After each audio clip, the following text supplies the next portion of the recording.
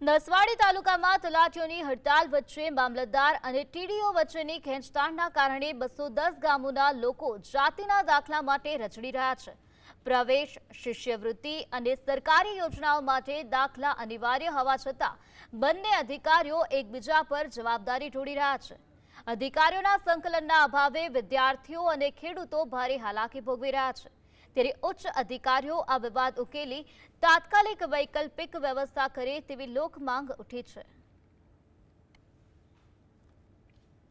છોટાઉદેપુર જિલ્લાના નસવાડી તાલુકામાં પેઢીનામા ઉપર અને જાતિના દાખલા ઉપર તલાટીઓ સહી ના કરતા હાલ નસવાડી તાલુકામાં દાખલા જે મેળવવા ઈચ્છતા જે લાભાર્થીઓ છે તેઓને મુશ્કેલી પડી રહી છે। આપ તસવીરોમાં જોઈ રહ્યા છો, આ મામલતદાર કચેરી છે। અહીંયાથી દાખલા આપવામાં આવતા હતા જાતિના।